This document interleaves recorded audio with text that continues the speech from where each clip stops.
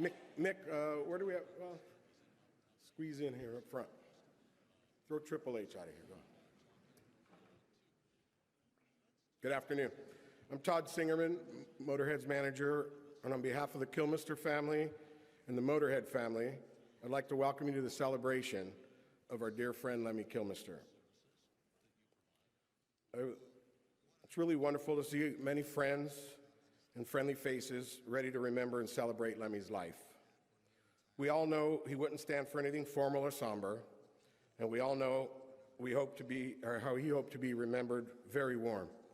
And Lem, believe me, it's warm. Since I first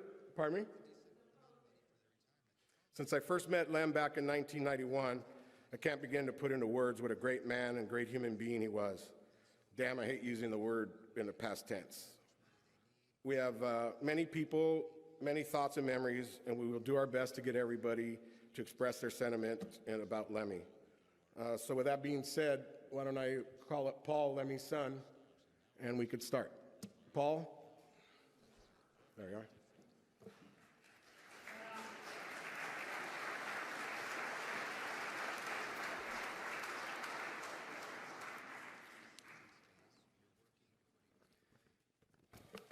Thank you for coming, everyone.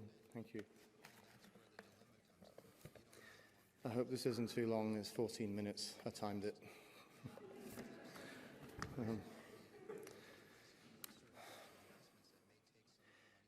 I had a feeling deep inside my father felt something was wrong back in August when I went to see him perform at the Shrine in downtown Los Angeles. He looked more frail than he did the previous time I saw him, and his shaking hand was more pronounced. And when he spoke, his voice was softer, but the moment it came to showtime, his uncompromising grit and unyielding determination kept him performing at full beam. Going to stop him, not even at this point, from getting up on stage and doing what he loved to do most of all. That's what kept him going. He wasn't about to go home and give in to any pain he was experiencing, no matter how serious. We'll probably never truly know how much pain he was in because he never complained. That wasn't his style. He was no cop-out, and he wasn't about to become one. He chose to give his fans every last drop of himself those last few months instead.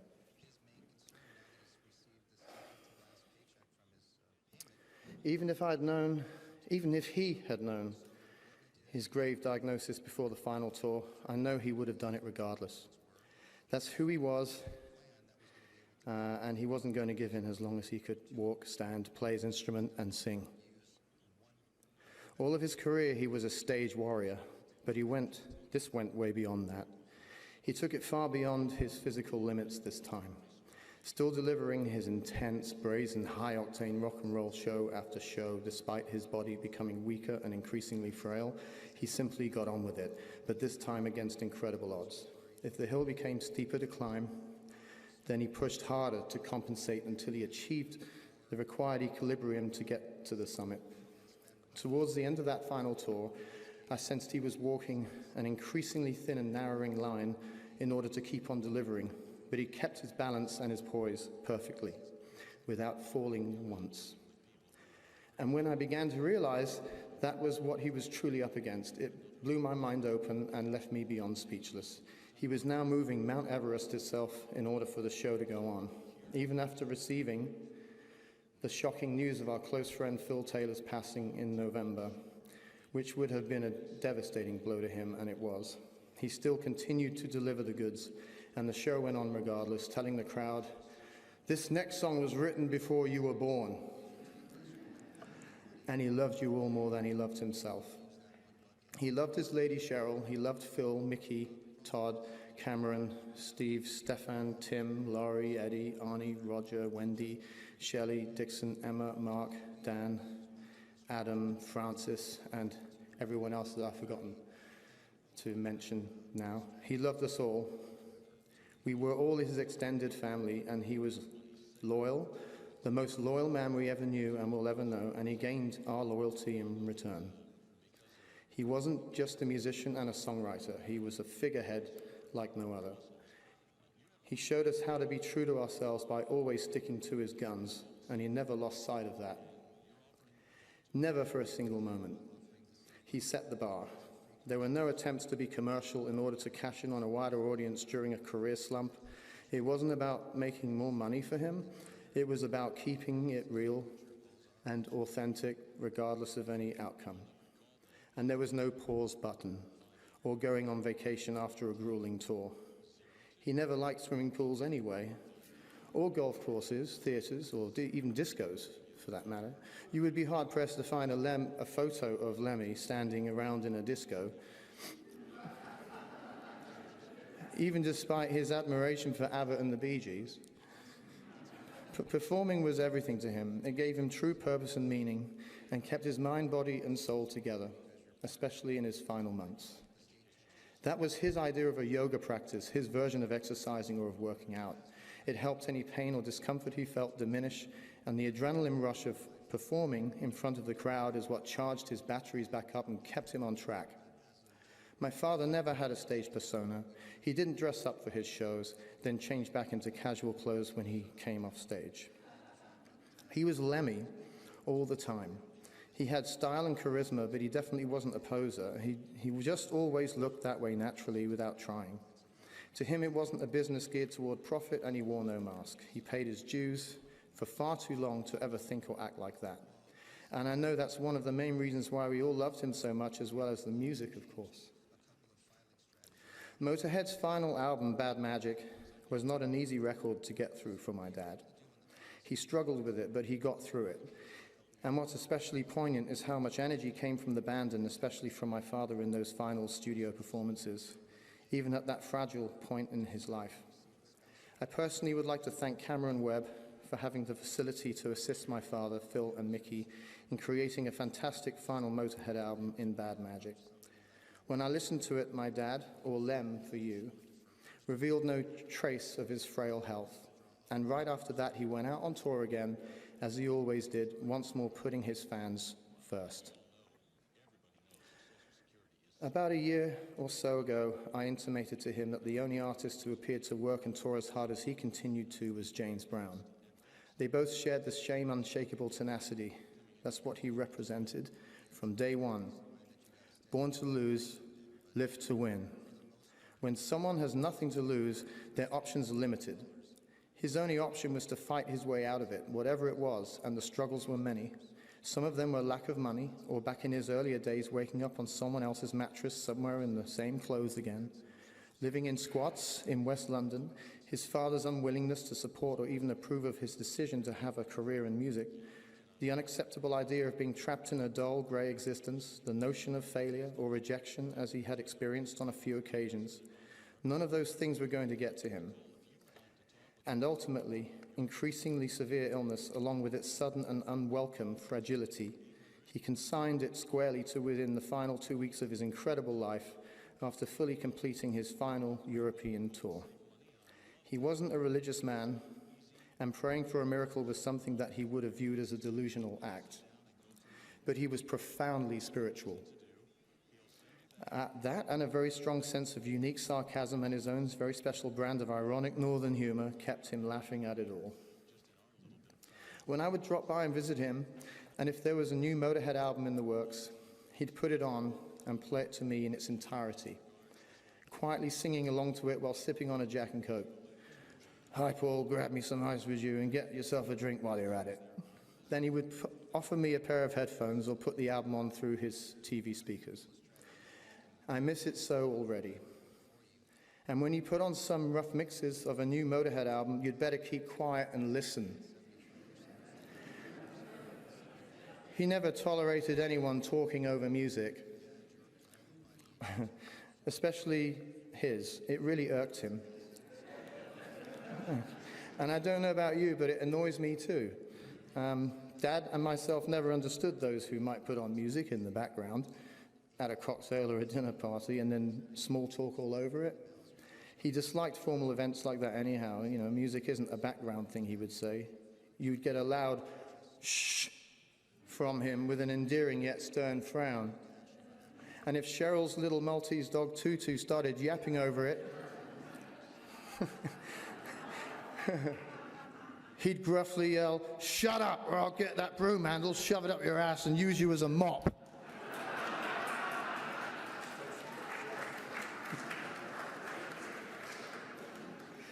We'd sit on his sofa and watch Monty Python, listen to Peter Cook and Dudley Moore, Tommy Cooper, the Three Stooges. Maybe he'd read some Spike Milligan or show me his own hand-drawn cartoon strips and doodles, which were brilliant.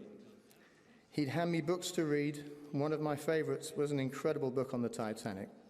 And earlier last year, he put on the Bonzo Dog Doodah Band album, Tadpoles, and sang along with every single word in the album's entirety to me. I laughed my ass off, and that's something I'll carry with me forever. So you ever get the chance, put on the track Jollity Farm from that album and imagine him grinning at you while singing along to it. Sometimes I'd make him laugh too, and whenever I succeeded in doing so, it was like getting a gold star. We'd ridicule the ads when they came on TV. We joked about pharmaceutical infomercials, especially the bizarre part at the end where they list all the side effects such as dizziness, nausea, vomiting, strokes, heart failure, and death. We'd look at each other and he'd give me that face. He'd always brought me up when I was down. I'm going to miss that enormously. Nobody on this earth possessed his unique brand of humor, and it was a thing that came totally natural. He never faked it, just like he never faked anything else. He was 100% real, 100% of the time. I would go visit him, and he'd have on the History Channel, the Military Channel, Porn Stars, or Law and Order. He'd have open a book on guitars or a catalogue on war memorabilia. He was an avid historian, and he knew the origin and background of every military piece he owned, or he might show me a recent acquisition in the form of a dagger, a medal, or a guitar maybe, or his vast collection of military patches. He was unbelievably informed and very well read. He was a philosopher. He held the door open for you. He was chivalrous, a gentleman. One of his many great quotes were, "Manners are free." There was an incident that occurred around 1988 when he was living in Fulham, southwest London. I was riding shotgun with a friend of mine on our way over to Dad's place. My friend's Rottweiler, Jacko, was in the back seat behind me. We were about 5 minutes from Dad's place when Jacko suddenly threw up all over my back and shoulder from the rear. It was all down my left arm and in my back and in my hair, just everywhere really. We arrived, got out the car and rang my dad's doorbell. He opened the door wearing nothing but a Japanese kimono, looking casually regal, saw the vomit all over me, and slapped me on the back and heartily and said, "A good night out then, son." A huge shout out to my mum, Patricia. I apologize profusely in advance for this next anecdote, so please do forgive me, but I have to tell it. In an earlier incident, I'm in a cab with Dad going to a photo shoot in London when I was 17 years old. There was an awkward silence for the first part of the ride, as we had never been in a car alone together before. Suddenly, he clears his throat and breaks the silence with, "Before you were born, your mum used to have the most fantastic pair of tits. I used to spend about half an hour on each one." A quick comeback was in order, so I replied, "Well," and I thought I'd got him, you know. I said, "I used to spend considerably longer on them." Upon which he immediately came back with, "Yeah, but you were too young to enjoy it."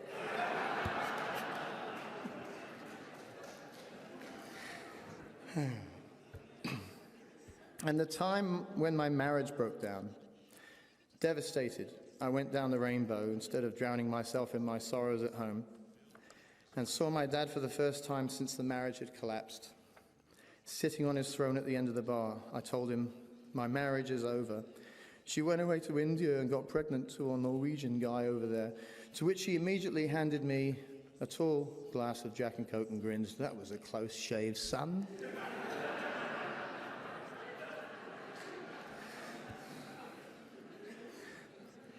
And upon visiting him at the hospital, I drew a blank asking the hospital staff where Ian Lemmy Kilmister's room was, because he'd actually checked himself under the name just in case. And more recently, or a year or so ago, the occasion he told me about how he imagined the pallbearers to be carrying his coffin. He joked to me about 3 6-foot guys on one side and 3 dwarves on the other, stumbling along to the theme tune of Laurel and Hardy. He was not a conventional father. He wasn't around when I was growing up, but I never once felt betrayed by him over that. I never once harbored a shred of blame against him for it, because he was truly a free spirit, and I recognized that in him from the first time I met him, when I was 6 years old, on a cocaine deal. I wasn't buying it. He had a definitive goal. He knew exactly where he was headed, and in order to fulfill that goal meant that he had to keep his eye on the prize. He never compromised on that, not once. He removed every obstacle in his way through his sheer willpower and frenzied determination. He made huge personal sacrifices, and it did get to him. He may not have showed it, but you could occasionally sense it. But he just pushed on resolutely as he understood that it was necessary to do that in order to make it all happen. And it became my mission to reveal to him, beyond any shadow of a doubt, that I loved and admired him more than anything else in this world for being so true to himself. It didn't matter to me that we didn't get so much time together in my early years, because to me as a child, he was an enigma.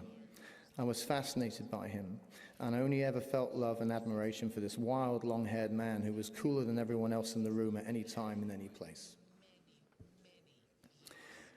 I, like us all, were drawn to his unassuming magnetism.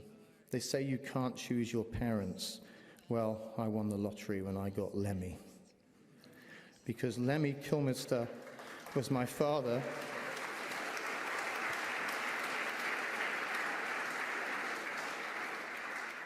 And he always will be, and nothing can ever change or alter that fact, and I would not have it any other way. You were perfect, my one and only ultimate rock and roll daddy. If I could only stand on your shoulders, what a view I would have. I love you more than life itself. Travel well, my dear father. You're back out on the road for the longest tour to the great gig in the sky. We will never, never forget you. I love you.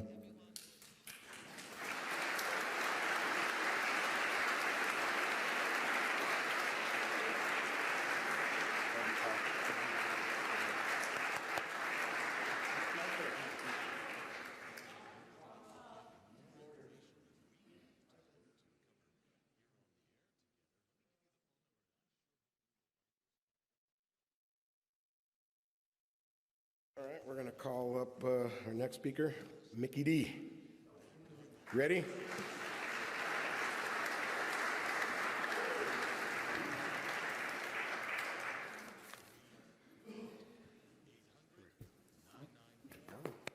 Yeah, well, here we are.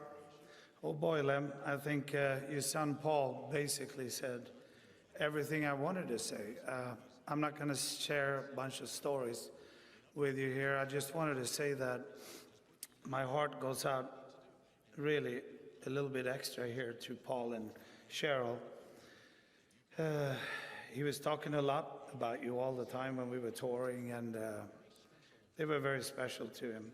As Phil Campbell and myself are, I guess we are the other family, and that Lemmy had, and crew, of course.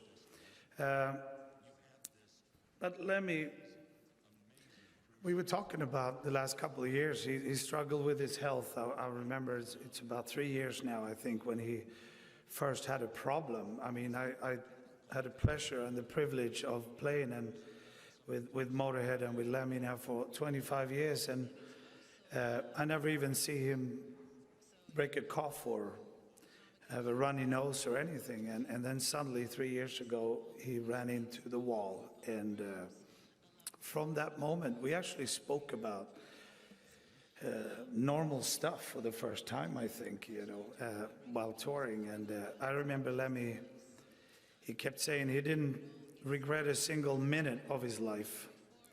He enjoyed it absolutely at the fully, as Paul was just saying. And he told me all the time that he had the perfect life. I mean, to be touring and entertain people and see the smiles on people's faces and do what we did. That was the perfect life for him. And the day he would go, he wanted us to cherish and honor his memory and party away big time. So I remember when Lemmy passed away that I wrote a little thing there, don't cry in your drink, you know, sip it up and go and party for me instead, because that's the way he was. And I believe everybody in this room know that. But it was an honor, a privilege to have known and to play, and I learned so much from this great man. When I first joined Motorhead, I thought I knew quite a lot about rock and roll, and I had done some touring, but I was just a little pink baby, you know. It was basically nothing compared to what we've been going through, but we had some great times, I can tell you that, and stories have to wait. I just wanted to say a few words. I miss you already, Lemmy. I miss our arguments and our hard work in the studio and on the road, and so much fun that we have had. I will miss it forever.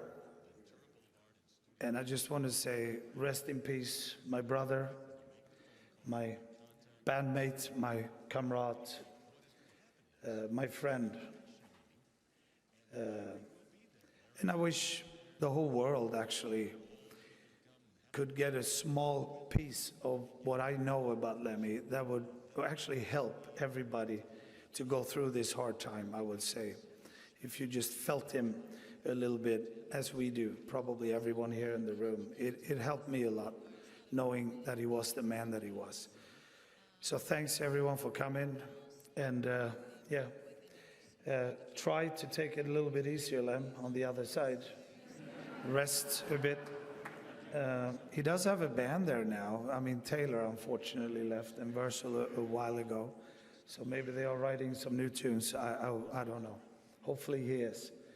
And Phil Campbell couldn't be here, unfortunately, so I have to say hi from him as well. And yeah, that's it. Thank you very much, and rest in peace, Lemmy. See you soon.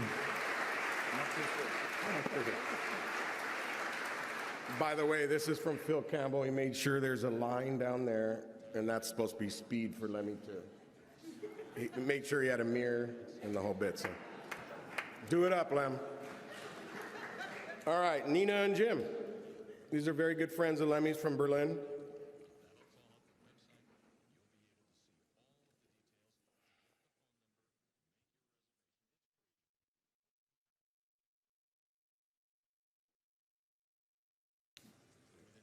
Well, these are some experiences we made when we were a young band, just existing a few years, not having done much.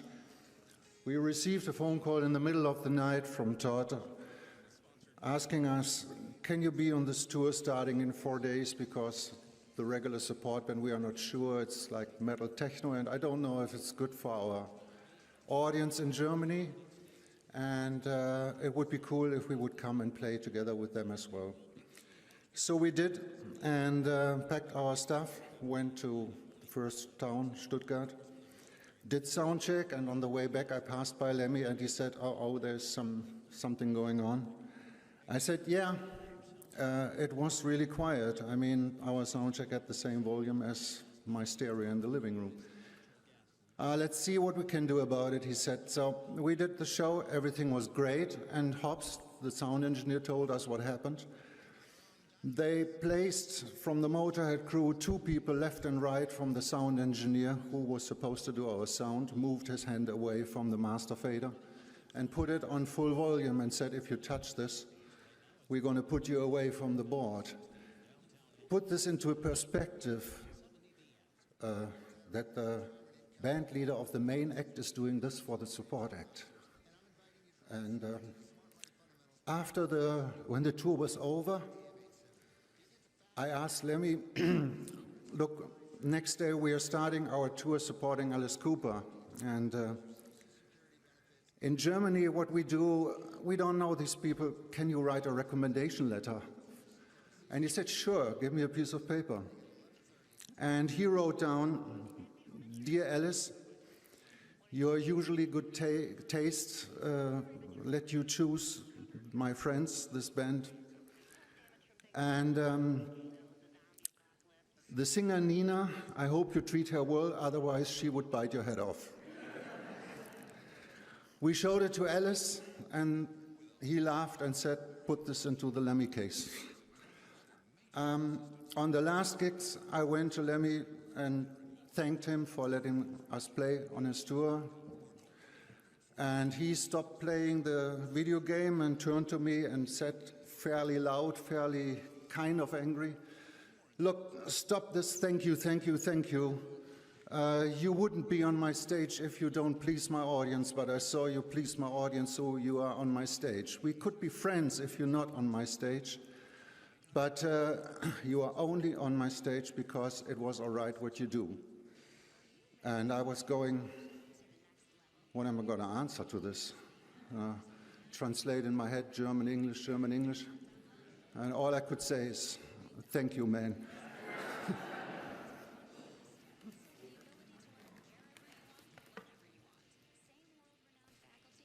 All right. 1992, Lemmy and I met the first time at the Concrete Foundation Music Fair here in Los Angeles. My band was just signed an American record contract, and we had just relocated from Berlin to Los Angeles. It was in the backstage area when we've met the first time. I looked at Lemmy, bare chest, jeans jacket, ultra shirt, blue jeans shorts, a bullet belt, and flip-flops. I never seen any better combination in fashion. Left and right from him, two very tall girls, blonde and beautiful. I've looked up to them. And Lemmy looked at me. I said, hello. And Lemmy said, hello. I tried to continue this conversation, which had started so well, but for some reason, I've had a blackout. So I've mumbled, I've got to go to have sound check, see you later. Almost a year later, I've received an official message from the MOTÖRHEAD management that Lemmy would like to come to Berlin to visit us in our studio. When he saw the studio, he asked me, is this your studio? I said, yeah. And he answered, live here and die here.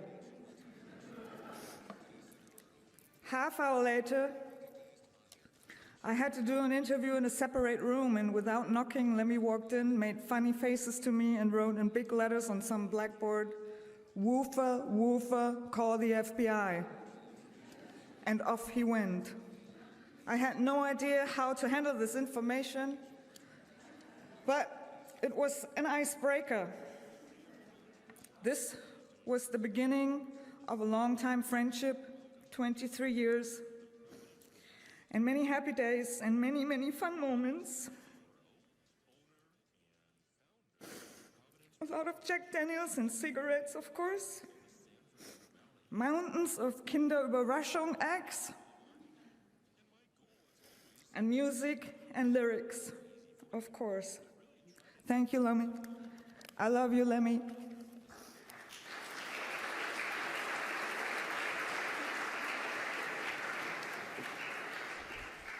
Jim and Nina from Skew Siskin. I'm going to skip a little and move around a little if you guys don't mind. Bob Kulick. You here, Bob?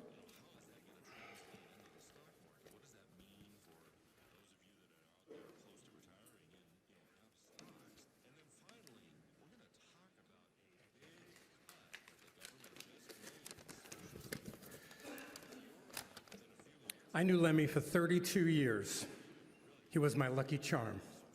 We won a Grammy together for our cover version of Metallica's Whiplash. And together, we did the theme of themes for superstar wrestler Triple H. We did many other fun and memorable recordings as well.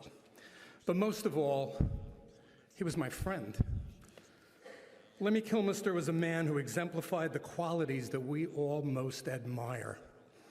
Integrity, a man who lived the axiom, "This above all, to thine own self be true, and as it must follow, as the night, the day, thou cannot then be false to any man." Passion, he was a musician's musician.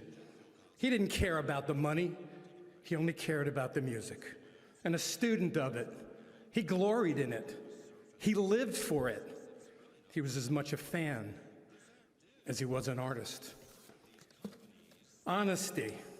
If you asked him what he thought of something, he'd tell you what he really thought. No political agenda, no patronizing, no bullshit. And as he would sometimes say to me when I'd ask him, "What do you think of that?" "It's crap, rubbish."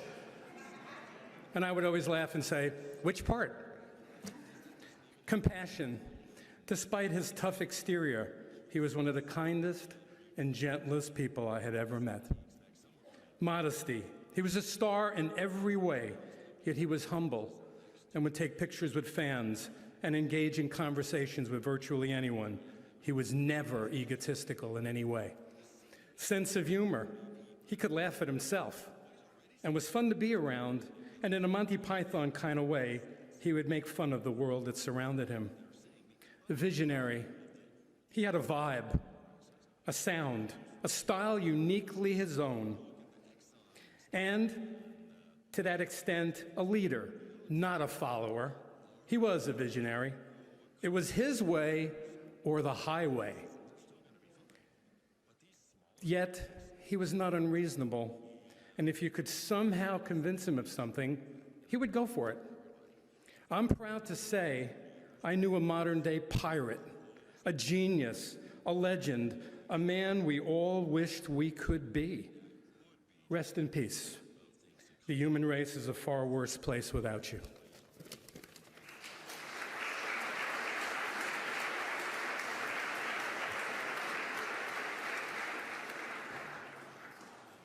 Wanted to give a shout out, by the way, to Pete, who made Lemmy's urn over here, which is impressive. I mean, I've never seen anything so beautiful. Pete, thank you very much, wherever you're at.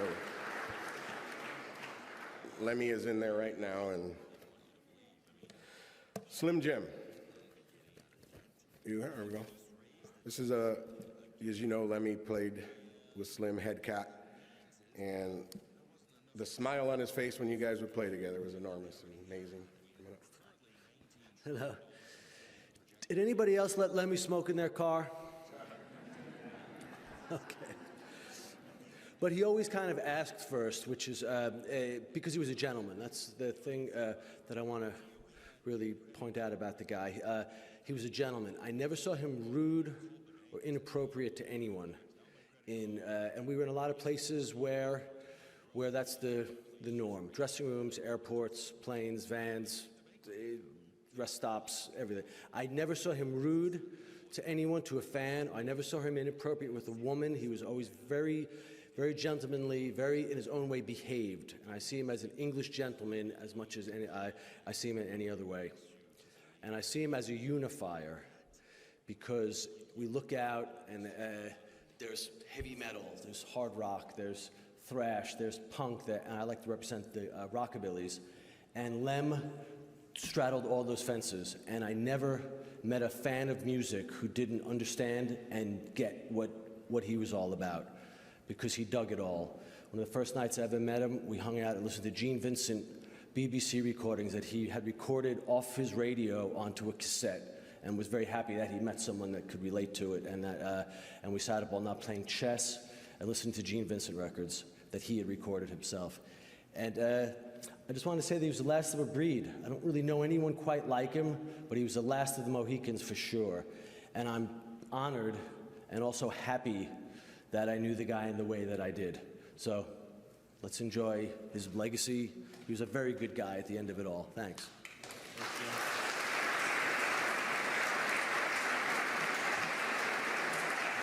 We're running just a little behind, so I'm just I'll call up some people, but who's gonna go up next with them. So Uta, who is Lemmy's dear friend and our publicist from Europe. He's been with us forever and literally has nursed Lemmy to health for several years with his diabetes, and could tell you that she has been tremendous with us and family.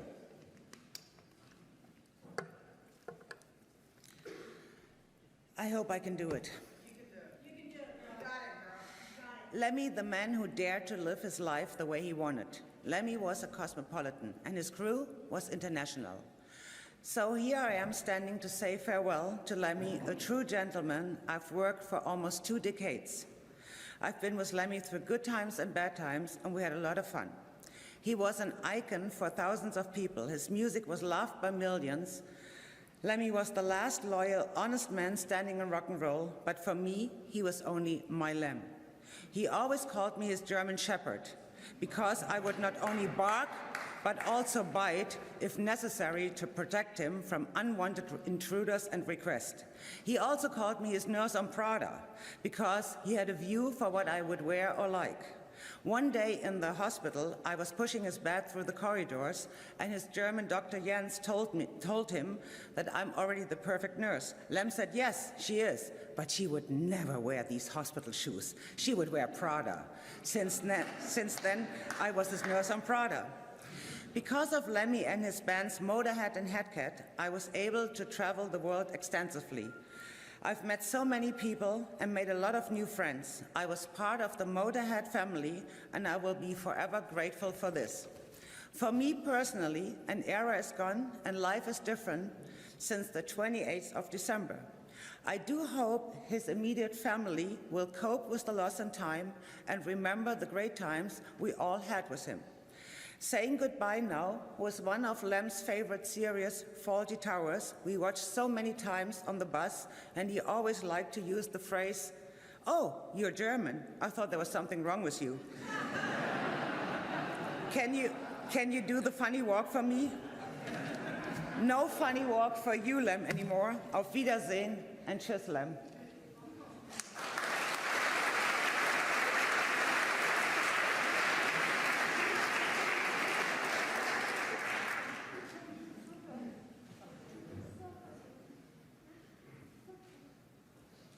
Okay, I'd like to call up Lemmy's assistants, Ian and Dixon, if you both of them.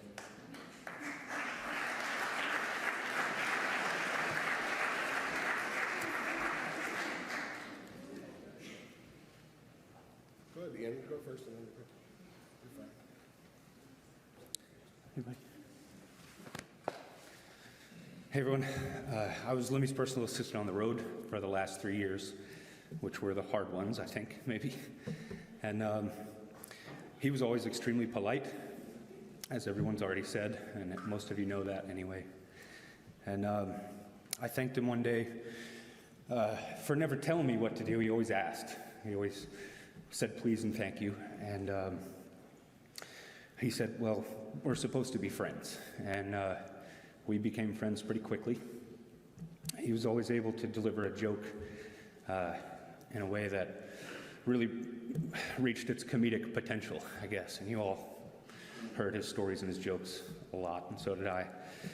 And I want to tell one of the ones, I'll probably do a horrible job compared to him, but one of his recent favorites is about a horribly ugly guy who asked God every day to be handsome. And, sorry.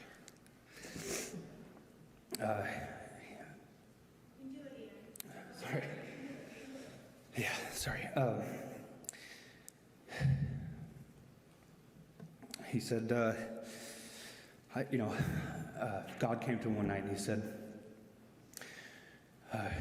I'm sorry, I can't continue.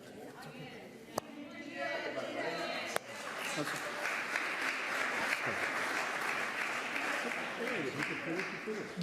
The rest of the joke goes, I'll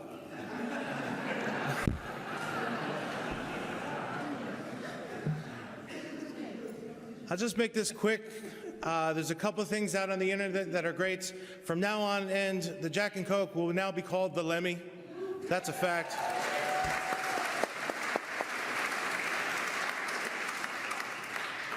They discovered a new element, a heavy metal element. It's in petition to sign it. They're going to call it the Lemmium.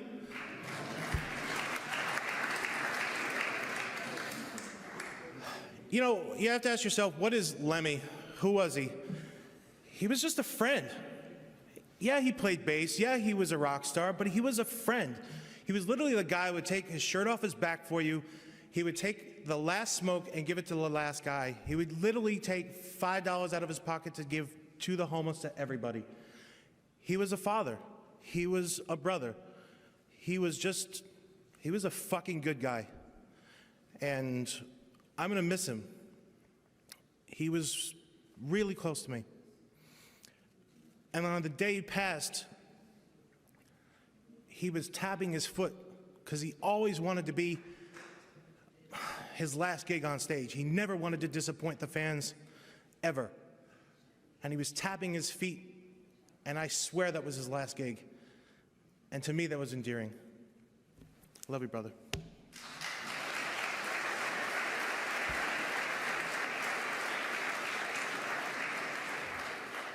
I'm going to finish. Sorry about that. Yeah. So God said, I want you to go tomorrow to the horse races and put all your money on pink 8, and you'll have the money you need for your surgery. You can get plastic surgery, and you'll be living out your rest of your life very handsome. So, of course, he does that, and going into surgery, he says, I want to look like Brad Pitt. Just make me look like Brad Pitt. Sure enough, 3 to 4 weeks later, he's taken off the bandages, and he looks exactly like Brad Pitt. And he's over the moon. And he's going to leave the hospital, and bam, he gets hit by a bus. And he gets to God, and he says, I thought we had a deal. What happened? And God says, I'm sorry, I didn't recognize you.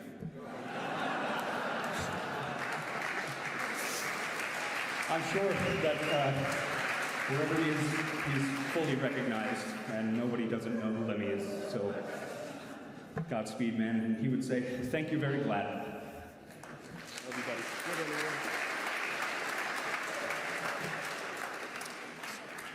Scotty, this is one of Lemmy's best friends, and when Lemmy would be off tour,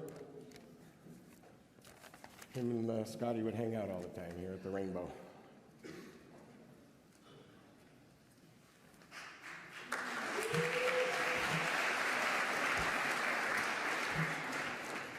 Well, shit.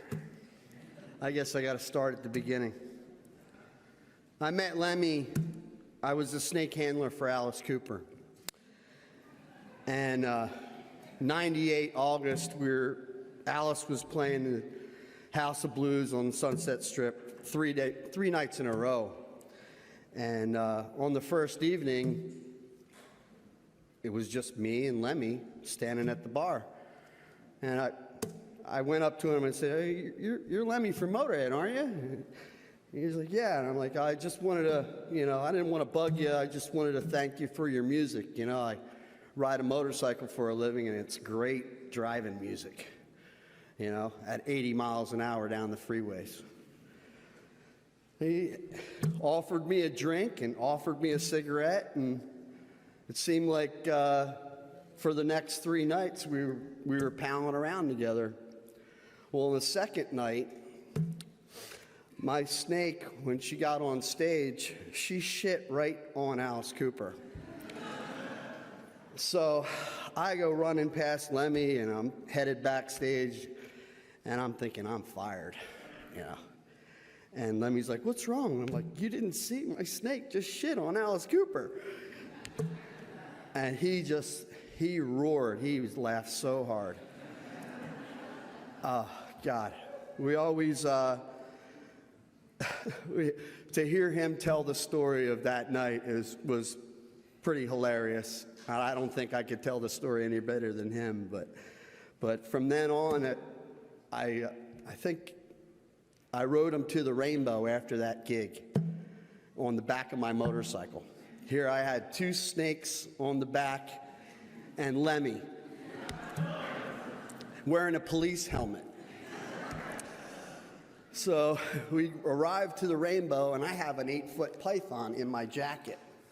And we walk in there, and right past the fireplace, my snake decides to come out 3 feet over my head. People are screaming to get security. And the security guard goes, I know you're Lemmy's friend, so just take the snake outside and I'll let you right back in, you know. So that was my first experience meeting Lemmy. And when I got back to his place and saw his collection, I was like, I'm finally home. You know, I've met so many awesome people. All his friends and fans became my friends. You know, Doro Pesh, you know, I got to meet Doro Pesh. For so long, I wanted to meet you, Doro. And, you know, finally Lemmy took me to Vakin 2014, and I was able to meet Doro. He took me to concerts, you know, took me to Metallica. I got to meet the guys from Metallica.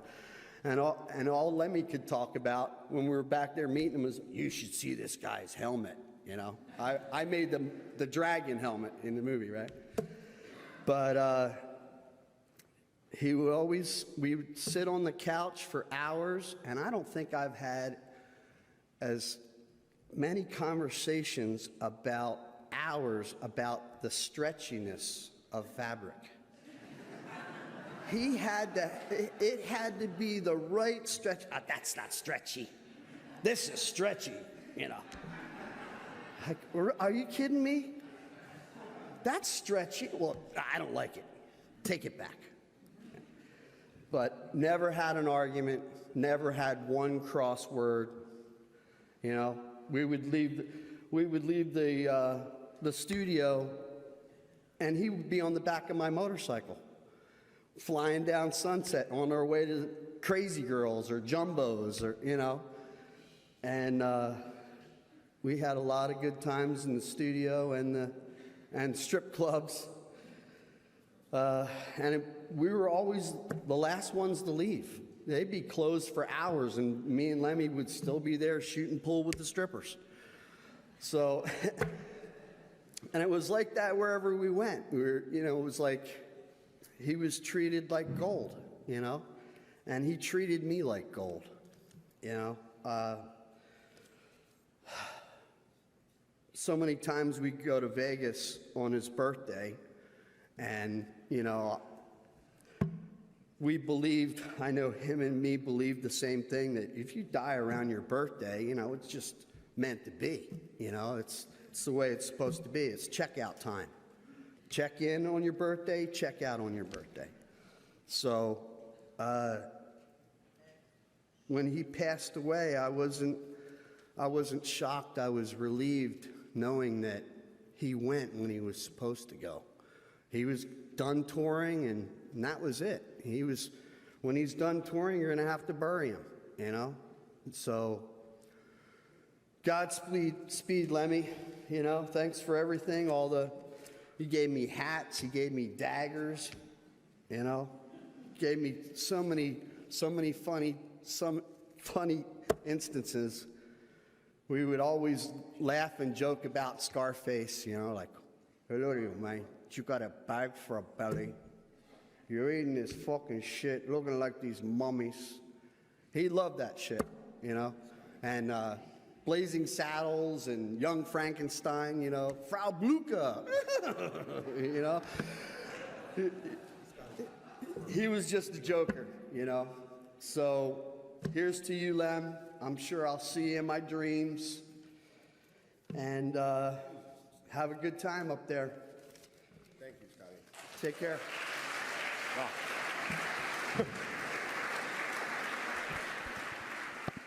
I want to bring up Lemmy's girlfriend, Cheryl, and Michael Magnolari from the Rainbow.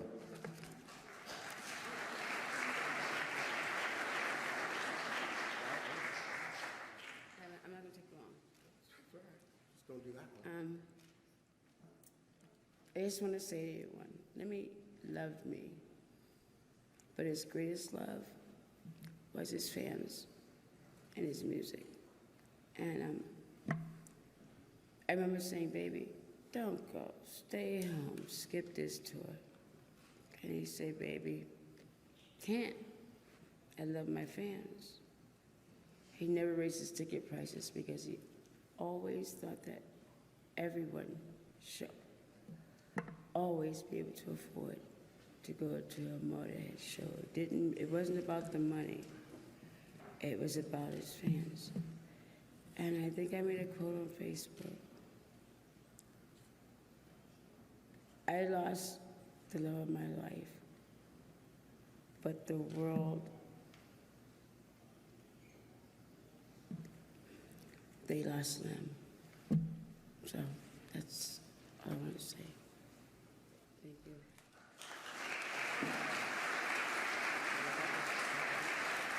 Just want to say rest in peace, my dear friend, to a wonderful historian, a very intelligent. You all heard this from his son, Paul. He's going to be truly missed, as you all know. God rest in peace. And for those of you that were at Lemmy's party, Michael's the one who jumped out of the cake for him. That was a nice surprise. There you go. Joe Rambach, did you want to talk? Joe's Lemmy's promoter from Germany from way back, and one of his great friends. Thanks for coming out, Joe. Thank you, everybody. I had the great honor and pleasure of being Lemmy's and MOTÖRHEAD's promoter for the last 20 years, and we had many legendary nights, parties, after-show events, and most of them are true, all the rumors, you know, and one of the last ones I remember just a few weeks ago, he was in Berlin and he loved coming out to Berlin. It was like his second home in the world, and he loved coming out to the White Trash restaurant, hanging out with the band and the crew. And just a few weeks ago, he wanted to come over, and he came, and I thought, okay, maybe he's coming over for an hour, or maybe half an hour, surely not much more. And then guess who left the building last man, 2 o'clock in the morning? It was Lemmy. The DJ went home, house lights went on, and he was still standing there on the pinball machine playing pinball, the Addams Family. Lemmy, I love you. It was a great pleasure meeting you. And wherever you are, you'll never walk alone. Bye-bye.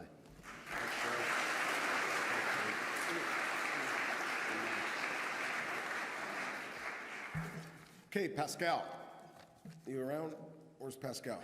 This is Lemmy's good friend, his bootmaker. This is the man that, the fashion. Good afternoon. I was just a schoolboy in October 1983 when I went to see MOTÖRHEAD for the first time in my hometown in Clermont-Ferrand, France. And I remember spending hours at the back door of the venue hoping to meet the man. Eventually, a couple of goons came out and chased me. In 2000, when the wonderful Sharon Lee brought him over to my place to get measured for a pair of boots, I told him that story, and only at that moment it came to my mind that in 1983 I didn't speak a word of English. And he gave me one of what I call Lemmisms. You know, he said, logic should not interfere with determination. And I made a lot of boots for him over the years, and as a boy I used to read the name of all the people on the record sleeves that he would thank. And one day I made the list, and I was just so taken back that I immediately called him and said, thank you for making my boyhood dream come true. And he just said, sorry, had I known it, I would have done it sooner. He was that guy. He was one of the kindest person I have ever met. It was a privilege to make his boots for 15 years, and it's an honor to see them go with him to his resting place.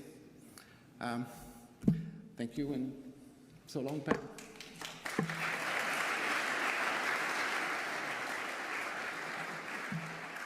I'd like to call up Stefan Shirazi and Morat. These are two very good friends of Lemmy. They respected tremendously. And what were you up? Come on. More rats over here.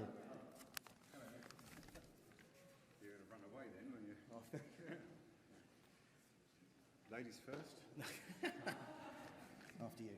All right. Okay. This is not scary at all. Remotely. Like everyone else here, I'm feeling completely overwhelmed because we're not just saying goodbye to a dear friend, we're saying goodbye to an icon. I've spent pretty much the entire week wide awake thinking what I'm going to say about him, which is kind of ironic because if you hung out with Lemmy, you'd spend the entire week wide awake. I'm sure you're all aware that he had a completely absurd sense of humour. So I did think of getting up here and just talking about the wrong person for a couple of minutes and talking about someone called Arthur and his love of beekeeping, just because Lemmy would think that was really funny. And then I went through my phone because I thought, well, I'll tell them one of Lemmy's jokes, because I'm sure you all know if you had like a cell phone, once he finally got one, he would text you all these ridiculous jokes at 3 o'clock in the morning because he forgot about the time difference. And I could find one that was suitable, all the rest were filthy. And I apologise, because it's terrible. 2 peanuts were walking along the road, and one was assaulted. It's not mine, it's his. So instead of making a further fool of myself, and I know there's people watching around the world who wish they could be here, I snuck this in, not knowing, of course, that Lemmy would, you know. Cheers, Lemmy, we love you.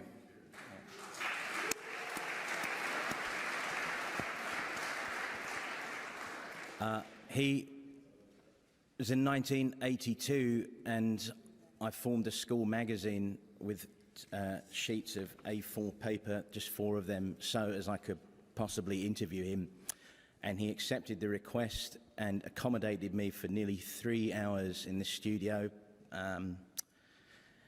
you know, answering such devastating questions as, when asked about Surbiton, Lemmy described it as not exactly the hub of the universe. I asked him what he thought of being the top of the male sex object poll in 1982 in sounds, behind E.T. actually, he was behind E.T. The reply to my tentatively asked question on the matter was, I think I got the edge on E.T., I got longer legs than he has. But the thing, listen, everyone said this, and it's so true, he was so kind and supportive, and he gave me the belief that I could live a life that I wanted to live, and that everyone was going to be like him. And he was always he was so consistent with that, and he was so supportive. He was a very funny man, as you've heard.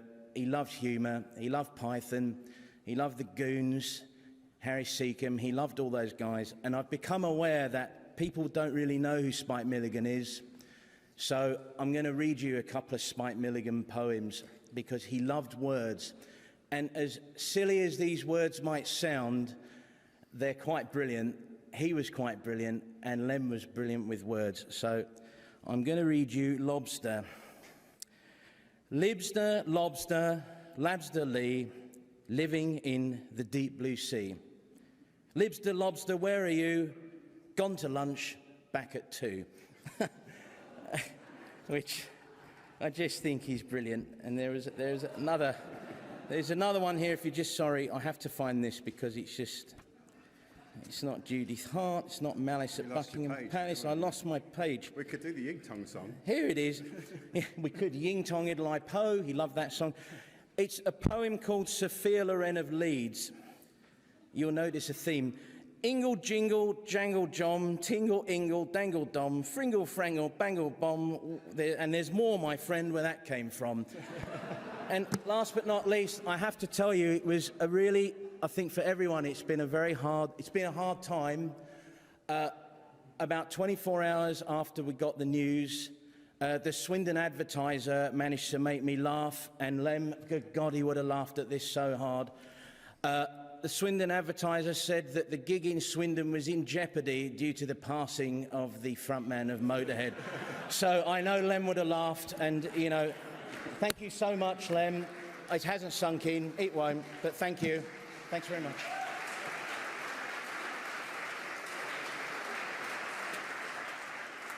Donnie and Marie. You guys look like a good couple there. Matt Sorum.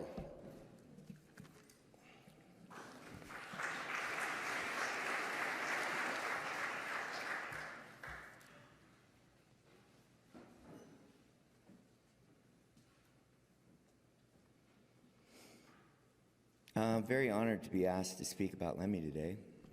My condolences to Paul Kilmister. It was so great that you were able to play for your dad not more than 2 weeks before his death. It was great, Paul. Phil and Mickey, of course, Todd, the Motorhead management team, and the Motorhead crew, especially. It kept the machine running all these years. And, of course, Cheryl, my condolences. Oh, there you are. There you are, honey. And to all the Motorhead fans around the world. I met Lemmy in 1989 in London while playing for the Cult at a club called St. Moritz. I was with the late, great Randy Castillo. He took me up to meet him, and the hello was, "How you doing? Let's do a shot." And our friendship had begun, and seeing him on the road or in the Rainbow, he always made you feel special and welcome. But it wasn't until 2009, after breakup of my band Velvet Revolver, I felt a bit down and didn't know what I was doing next. I got a text from Lemmy asking me to sit in for Mickey on the Motorhead tour. I replied, "Why me?" And he said, "Because Dave Grohl's not available." Always honest, Lenny, straight to the point. I replied, "When are we rehearsing?" He replied, "We're not." Fear took my body over, but I took the challenge. And I wasn't scared about the songs. I was more scared about the Motorhead fans killing me if I did not do the music justice. I woodshedded the stuff and headed to the 930 Club in DC. And when we launched into Iron Fist in front of diehard Motorhead fans, it was like being on Mr. Toad's Wild Ride. But the bus rides were the best. Hearing the great stories from Lemmy and his knowledge of history and culture was fascinating. I did take the back lower bunk, though, and basically was either awoken to the sounds of bombs exploding in epic war movies or ABBA blasting through his speakers. The sign of not going in the back lounge was when Lemmy put his boots in front of the door. That meant some shenanigans was going on. Do not enter. I want to thank Mickey for letting me sit in that drum stool, because those memories will always be with me. It was an amazing time. Thank you, Mickey. And thank you, Phil. His hard exterior had a gentle side. He loved Eddie Cochran, ABBA, and the Beatles. And at the end of that short tour, I felt like Shoeless Joe Jackson in Field of Dreams, and I could have just walked off into a cornfield. My life was complete. I played with Motorhead. I will always cherish those memories. Many people say Lemmy is God. I believe that. I do. I truly believe God uses people as vessels to share his message. When I got that text from Lemmy to play, it was a God shot. It said to me, everything is going to be all right. Forge ahead, take no prisoners. Lemmy's life was built on integrity, and Lemmy said, I quote, "Integrity is everything to me. I will not die ashamed. I will live on my deathbed knowing that I gave it my best shot, and everything else is meaningless to me." He taught me to never give up and never let anyone bring you down. And to all the naysayers, they can just fuck off. He gave us something to believe in, a place to call home. And once you entered your family, you were part of the Motorhead family. Lemmy wasn't afraid to die, and he lived his life exactly how he wanted. Lemmy said, death is an inevitability, isn't it? You become more aware of that when you get to be my age. I don't worry about it. I'm ready for it. And when I go, I want to do what I do best. If I died tomorrow, I couldn't complain, because it's been good. I'm glad I knew you, Lemmy. Goodbye for now, my friend. Thank you.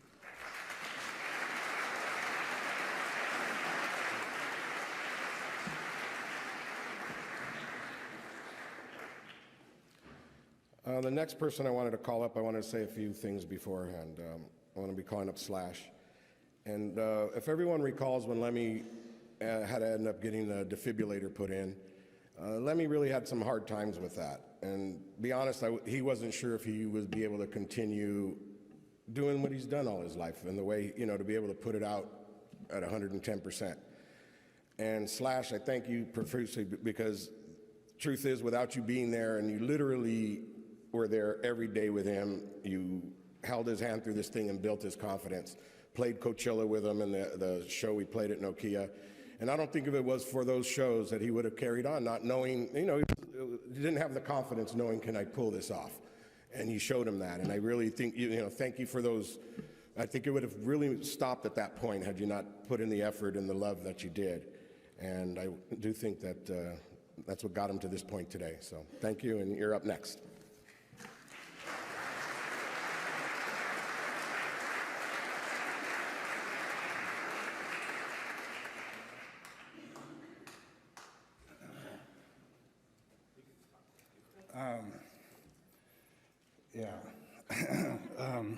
I'm not real sure what to say here other than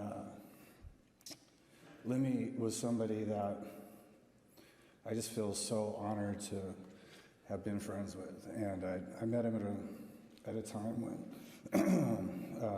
Motorhead was one of my favorite bands, and a couple of us from Guns N' Roses in '87 we were in London for the first time, and got invited down to Motorhead's studio to meet the band.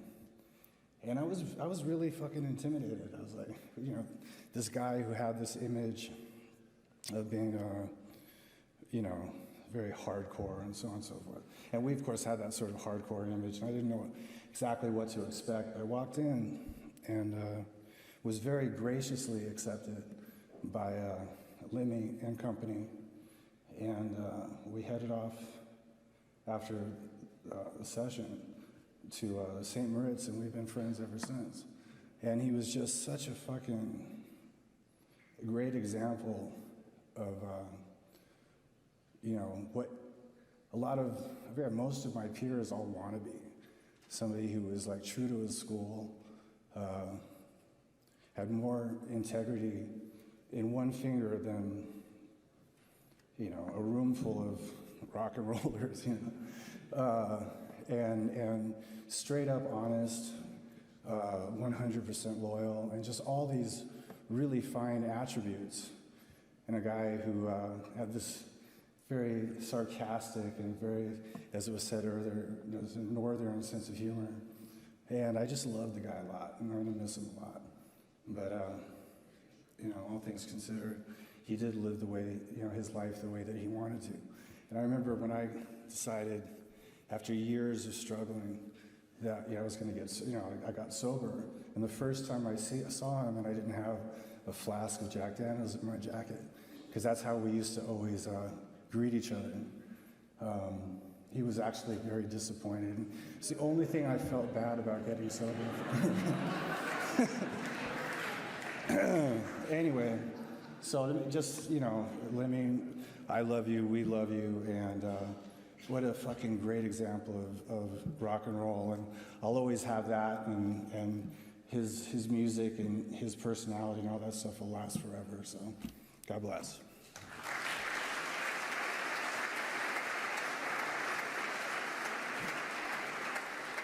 I want to call up Roger.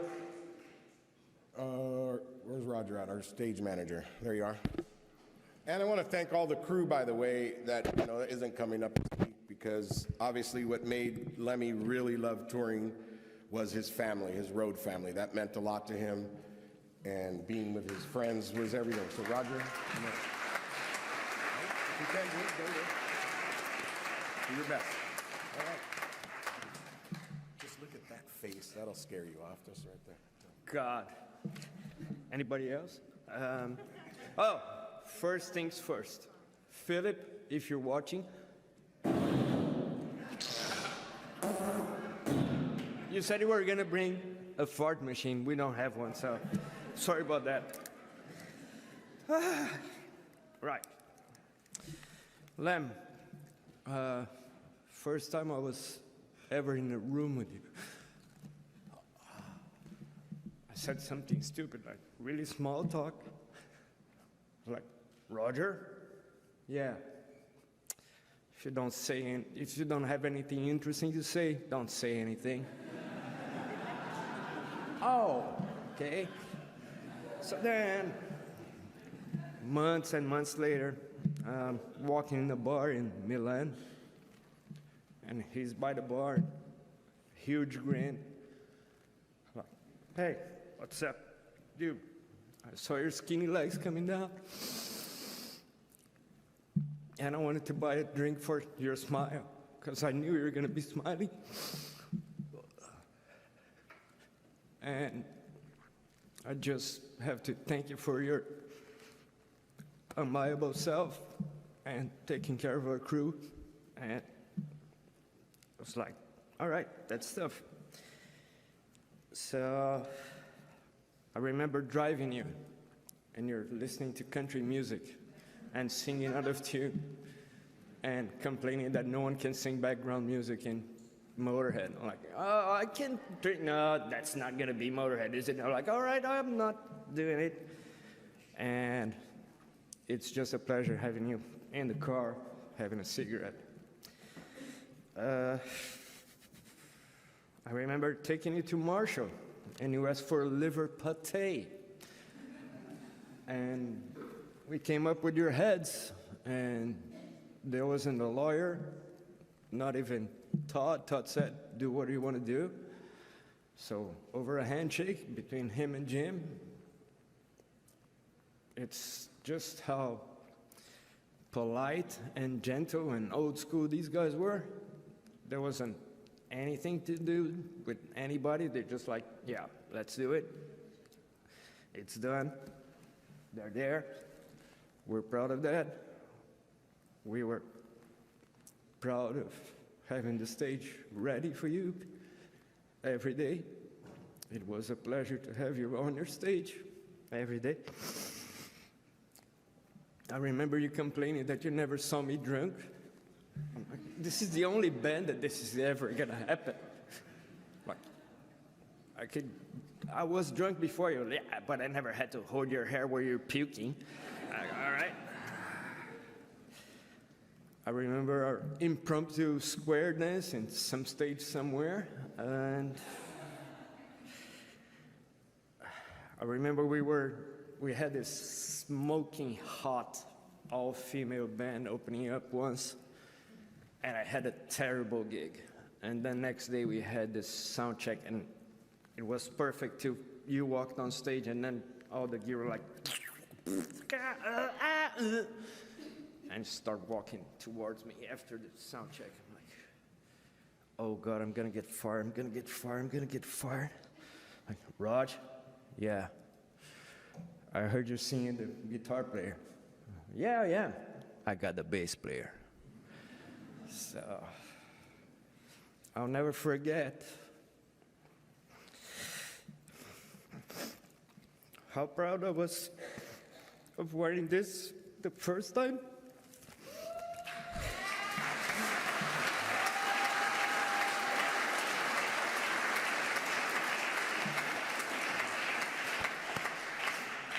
And I'll never forget how proud I am of wearing it the last time. Thank you, dude.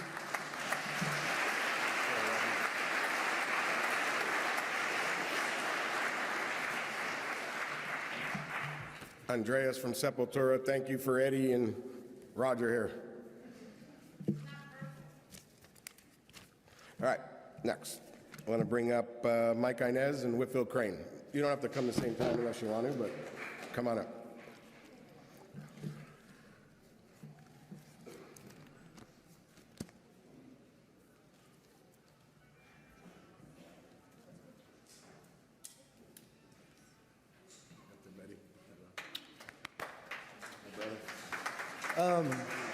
Hi. So, You know, I love Motorhead. I've always loved Lemmy. And I've always kind of wanted to be adopted by those guys. And in the last, let's say, 3 years, I'd found myself in Europe, post-tour or whatever.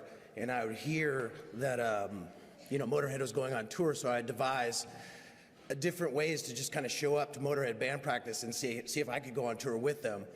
Not with a band, just with myself, and the resounding answer was always yes. So I'd go out on tour with Motorhead on a Van Hool tour bus, and the crew was awesome, and the band was awesome, and every now and then I'd jam with them, but at night, after the show was done on the Van Hool bus, the lower part of the bus was absolutely 100% Lemmy's area, and then the upstairs bus was Phil Campbell, crew, including me and Mikkey Dee up front. So I'd sneak down every night pretty much and sit for hours with Lemmy. I'd look at him and say, hey, is it cool if I sit here? And he'd nod me with his hat and his cigarette. And he'd sit there with an iPad, and he would quiz me. And he'd play a song on the iPad very passionately, every song very passionately. And he'd be all, do you know who this is? And I'd be all, no, who is that? He'd be all, Dave Edmunds, right? Or he'd play me like some obscure Pink Floyd Syd Barrett song, and I wouldn't know what that was either. But and then he'd like play a song, and I'd be all, that's Carrie Underwood, right? And I'd be all, Carrie Underwood, and he's all, Carrie's great. And the thing about it is each song he'd play, he'd make power chords with his body, and he was so passionate about life and music. And so to sit there with him and see his passion in music that was so genuine. I mean, he just played his show each of these moments, and he was so filled with music and love of other artists and all that. And you know, I'm really grateful for that. So I do miss Lemmy very much, and I also had some interaction with Phil Campbell, and so I'm going to read this from Phil, and hopefully I can find it. Sorry, I'm tripping out. There we go. So this is from Phil Campbell, with much respect. He says, it was an absolute honor playing, writing, and laughing with you. I will miss you so much. That's from Phil Campbell. Peace to Lemmy.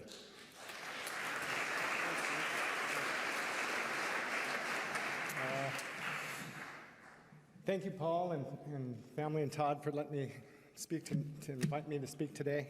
I just can't get over that. That giant speed line made out of flowers is absolutely tremendous. I've never seen anything like that. But, you know, I am just pissed, and I'm sad, I'm fucking gutted, and I'm fucking miserable, you know, just like the rest of you. It's, you know, I'm so grateful and I'm blessed for every road mile and moment I spent with this great man. I have like 26 years of stories with Lemmy that, like Mikkey says, I don't think I'm ready to share yet. It's just, it's too soon and it's too personal. And so I guess I'm a little selfish too right now, you know, but I can't speak to Lemmy being like, he was gravitational. He just wanted to be in his proximity no matter what the scene was. He was always just the guy you wanted to hang out with. He was such a gracious host and just liked to make you laugh. He loved intelligent people. And for the most part, I think he liked a lot of the fucking stupid ones too. I don't know. It's just, he was that kind of guy, you know? He was just cool in every sense of the word. And I think secretly, on some level, all of us, every one of us, hoped his coolness would rub off on us in some molecular quantum level. And, you know, let me be the one to tell you, it did not at all. Lemmy's brand of cool was like singular in nature. It was 100% non-transferable. There was only one Elvis Presley, one Little Richard, one Steve McQueen, and, you know, one Lemmy. It's just, you know, it's funny, a friend of mine yesterday, when I was talking about coming and speaking here, said to me that Lemmy was a man of few words, he says. And I just said, well, obviously you didn't fucking know Lemmy at all. God, I've been the sounding board to many of his like speed-fueled diatribes and after-hour lamentations, right? He's one of the smartest people I've ever met. He had many, many opinions on 1,000 different subjects that I could barely keep up with him. You know, I loved every single minute with him, you know. Mostly I like to listen to him talk. I'm just gonna miss that voice. You know, I just love hearing him talk, even on the few occasions when I thought he was full of shit. I just didn't want to shut him up because it's just fascinating to watch, you know what I mean, in the middle of the night. So, you know, we're here today to celebrate the spectacular life of one man. We are also mourning not one, but 2 deaths, as, of course, Motorhead sadly is no longer. That's one of the heaviest things to wrap my head around today, you know. They were never the type of band to ride off gracefully into the sunset. That, of course, is not the Motorhead way. Motorhead eats fucking sunsets for breakfast. And, you know, Mikkey, Lemmy and the bandmates, you know, just, you stand as just a true fine examples of what being a lifer in this business really is, you know. Completely all in, dedicated to a single cause. Just a few short weeks ago, it's a storybook end to the campaign. An Englishman, a Welshman, and a Swede roll into that dark, historic town of Berlin one last time and just plant that fucking Motorhead flag, man. It was just beautiful. That is fucking poetry, Mikkey, you know? So well played, gentlemen. Thank you very much.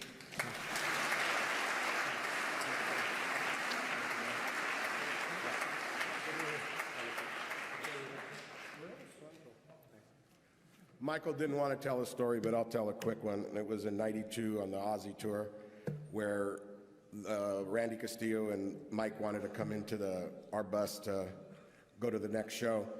And we stop off at a liquor store and basically have a full crane or a dolly full of Jack Daniels and beer. Wurzel, remember that one, Mikkey? We had like about 8 cases of beer, and Lemmy had about 2 cases of Jack. And Michael and Randy show up with their 6-pack. Remember that? We just look at them like, okay. Then they look and they go, shit, what are we in for here? That was a ride. Yeah. We're going to be running out of time soon, but I got a few more speakers. I just want to do a real quick shout out. This is dangerous to start getting into names, but wanted to thank Orica and Thomas. Orica's been Motorhead's label for, 20 years now, and want to thank you for sticking with us. Good and bad, you've been there. Barry Drinkwater, merchandise, global merchandise, thank you. Neil Warnock, Sam, United Talent. Andrew Goodfriend, Mike Monterulo, Steve Shank, and Rika from TKO. And Wendy Dio, I don't know where's Wendy at? Oh, yeah, that's it. All right, that's it. All right. And Shally, who's been with us in management, for over 25 years here, so I want to thank you for everything. All right. Next speaker will be Rob Halford.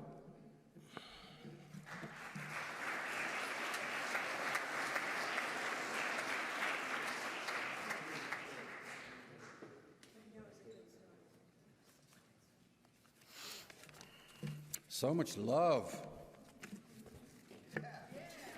Love.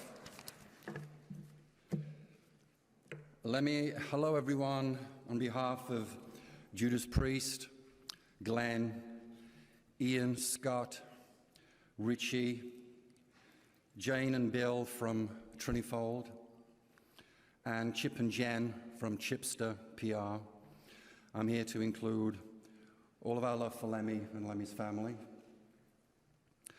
Over the years, we've had so many amazing times with Lemmy and Motorhead, on and off the road. Most recently in Europe and South America.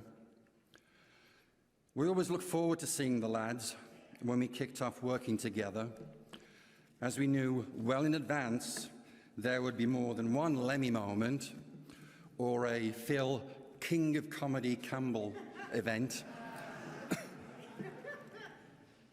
Yes, laughter was the overriding emotion with the guys.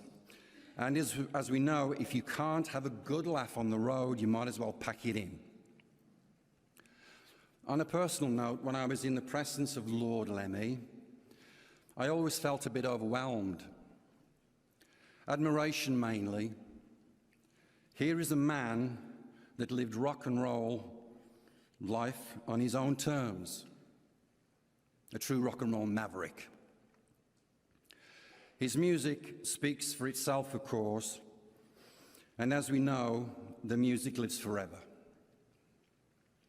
Here's something I would like to share that took place between me and him in South America. We just completed the tour down there with Ozzy, and we were all heading back up here. I was wandering around the airport lounge very late at night, it might have been early in the morning, and I saw him sitting by himself in a corner. So I wandered over and said, "All right, Lem, yeah, I'm all right. We've had some good fun on this one." Then for some reason, I took his hand and we sat there in silence for a few minutes. "Can I do a selfie?" He gave me the Lemmy look. And I half expected, "No, bugger off." At that tired and godly hour of the morning, but he said, "No, go on then." So I did, and then I kissed him, and then I told him that I loved him. When the news hit, the first thing I did was put that on my Instagram. It's a moment to share, a moment to cherish, a moment of unconditional love. Faith, family, friends, fans, God bless you, Lemmy.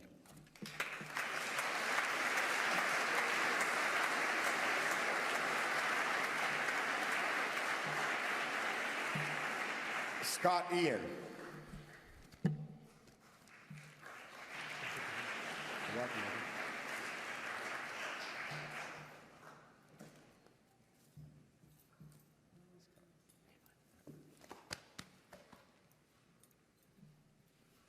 In 1999, I got a phone call asking for a quote.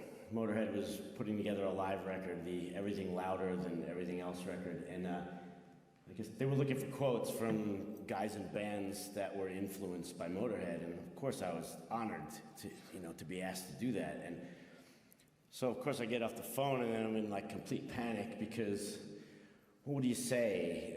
What are you just gonna say? Motorhead rules. What do you say about Motorhead that hadn't been said? And so I just kind of sat around all day thinking about it and thought back to 1980 when I bought my first Motorhead record. I bought Ace of Spades. Knew nothing about the band because I used to buy albums based on album covers, and I was just looking at this album cover thinking, God, this has got to be good. These guys look like some tough motherfuckers. So take the record home and put it on headphones in my little tiny room in my mom's apartment, and Ace of Spades opens the record, and you're 15 years old hearing that for the first time, it fucking blows your brains out. And I listened to the record probably 3 times, front to back, just staring at that album cover, staring at it the whole time, thinking, who the hell are these 3 Mexicans and how do they play so fast?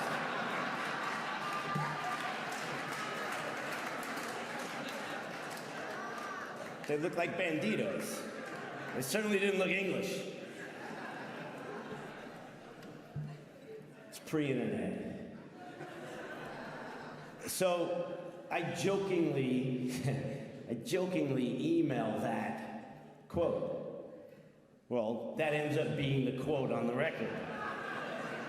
Turns out Lem loved it. And of course he would, with his sardonic sense of humor, and yeah, he loved it. So now, like 100 years from now, when some kid is looking at, whatever format it's in, but looking at the album cover and decides, I'm gonna pick up this record because it's cool and it reads my quote, and Mexicans, I knew that guy from Anthrax was an asshole.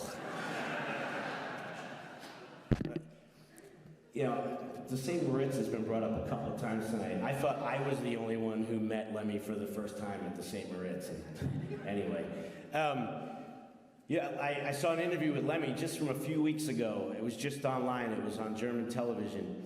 And to quote him, he said it was Elvis who taught us how to dress or how to look.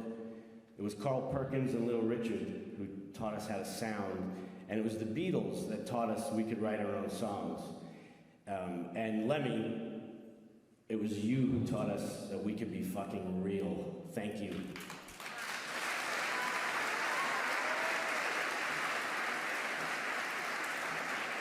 You got to get Scott's book and hear that story of Lemmy when you had your first drink with Lemmy at the St. Moritz. That's, I should repeat it to embarrass you, but I won't. Triple H.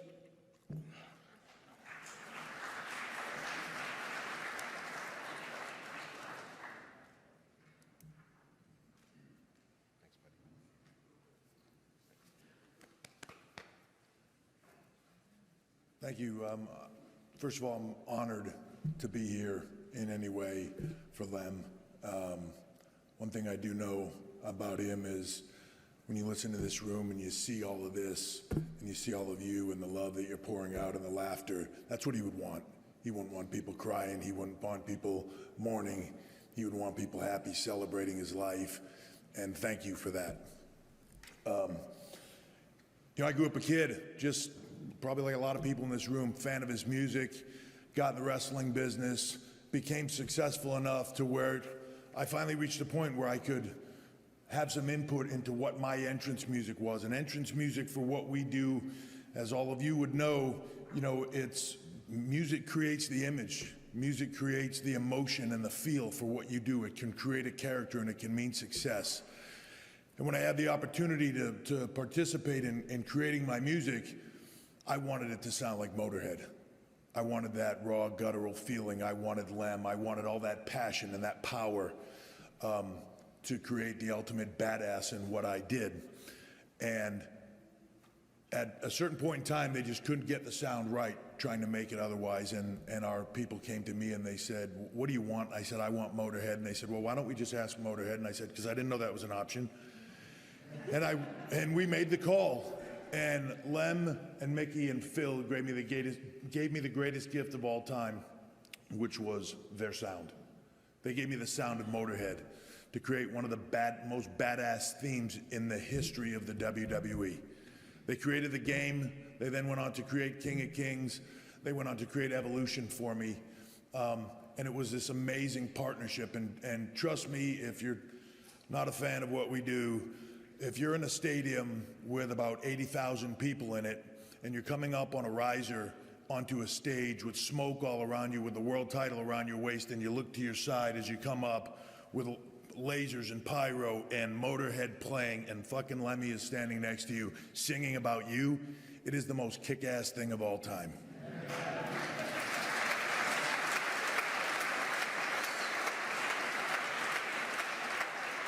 More importantly than that, though, over the years, Lemmy gave me the gift of his friendship. We connected. In some way, we connected. He would always come whenever he was in town and we were in town. Most often it would be Staples Center, but London, wherever we were. He'd come to the Staples Center and they'd tell me Lem would arrive and his white limo would pull in downstairs and he'd wait, and before my match, they'd go get him and he'd come out and he'd sit in the arena in the front row, and I'd say hi to him on my way into the ring, and I'd wrestle, and then I'd come out and I'd talk to him again, and then he'd say, "I'll see you in the car," and he'd wait outside until the show was over, and I'd showered and I'd come back and I'd sit in the car with him for hours and we'd just talk. And sometimes he'd play me the new Motorhead, sometimes he'd play me something else he wanted me to hear, or a track that he was working on for us, or a lot of times we just talked about life. And after that had happened 4 or 5 times, I was the bad guy in wrestling. And after 4 or 5 times at the Staples Center, I remember going to him one time after getting beaten again and walking up to him. And Lem, I went over to him to shake his hand, and I gave him a hug, and he looked right at me and he goes, "Man, you suck." He said, "You can't win a match to save your life. I don't know why I come and see you." And I guess I probably looked at him stunned, and he grabbed me by the back of my neck, and he said, "That's why you're perfect for Motorhead."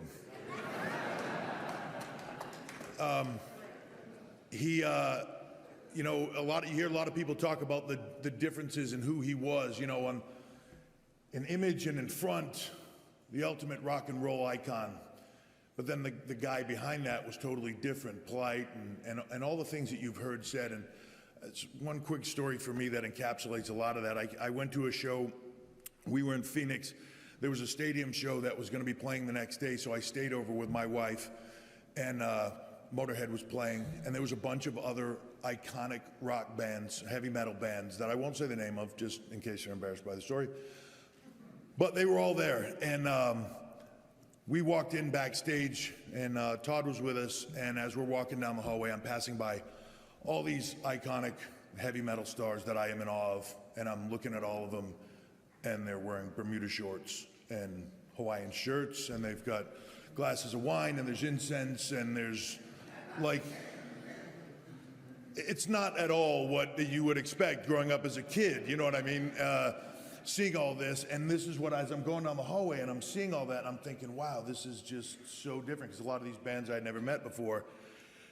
And then I get to Lem's dressing room, and Todd opens the door, and I go to step in with Todd, and he goes, "Lem, H is here, and there are 2 topless girls, there's a pile of blow, a bunch of pills, Lem has a towel on and another towel on his head, like a big giant turban," and he's like, come in. And as I go to step through, he says, "With Steph, my wife," and Lem goes, "Shit, close the door." And they close the door, we stepped out, closed the door, a couple minutes go by, we open the door back up to step in, now with my wife. Everybody has clothes on, Lem's got pants on. The drugs are miraculously gone off the table, which I'm only assuming he did all of. And he still did have he was in front of my wife, very respectful. And you know, in some way, the ultimate gentleman. And that was always the coolest thing about Lem. We had this friendship. We wouldn't see each other for years. And then we'd see each other, and it was like no time passed. And we'd just catch up. About maybe 2 months ago for WWE, sensing everything that was going on, we connected with Todd and asked if it would be possible to sit and interview Lem, because I thought it would be important, and I don't know if anybody else was going to do it. And we met at the Rainbow, and I had seen Lem 6 months earlier, and he didn't look good. Maybe a year earlier, he didn't look good. And when he showed up that day, man, it was like the clock had rewound 10 years, right, Todd? I mean, we spent 2 hours doing an interview. He laughed the whole time. He told jokes. He was as upbeat as could be. I mean, when it was over, he was like, "That's it? You want to do more?" It was just the coolest thing, and that is how I will remember him, as just that beacon of strength and laughter and just all of it. The thing I will say about Lem, whether he meant to do it or not, is he was an inspiration of how do you live your life. Live your life for you. Do what you want to do.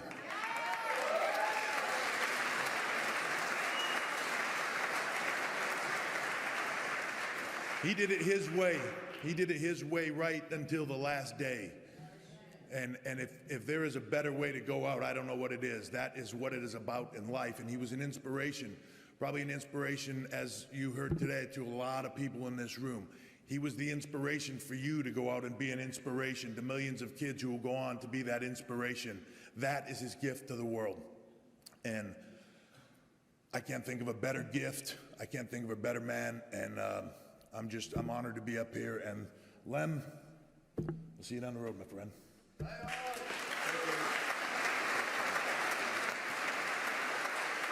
All right, we have 12 minutes left of going over a half hour already. So I want to call up Lars and Robert. But before as you're coming up, let me just say that one of the biggest highlights in my 25 years with Lemmy that he had always spoke about was his 50th birthday party we held at the Whiskey A Go-Go, where Metallica came out dressed as the Lemmys and played for him.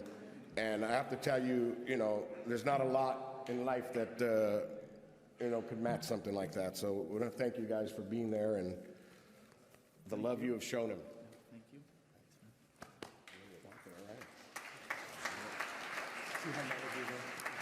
All right, okay. I don't want to take too much time here. Lars has some amazing words to share with you.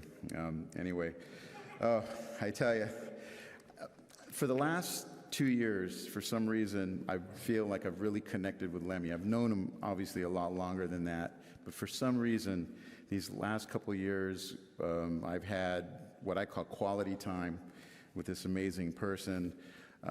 There was a moment a couple years ago, I needed Lemmy to do his voiceover for an animated short I put together called Talica Parking Lot. And I call him up, I said, Lemmy, can you do this? And we only had 1 day to do it, and he was like, yeah, but I need a ride, come pick me up.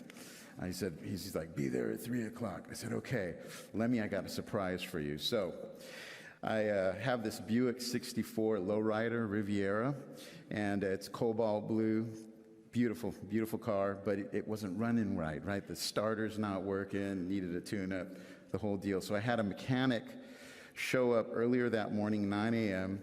He gets my puts a new starter in, changes the oil, tunes the car up, and I'm proud. I show up at Lemmy's apartment about 20 minutes before I'm supposed to be there, and Lemmy comes out. We're looking at the car, he's complimenting it, he loves it. We get in the car, and I'm sitting there, yeah, I got this. I put the keys in, car doesn't start. And I'm like, oh my God. And Lemmy's sitting there with a cigarette, he's not saying anything.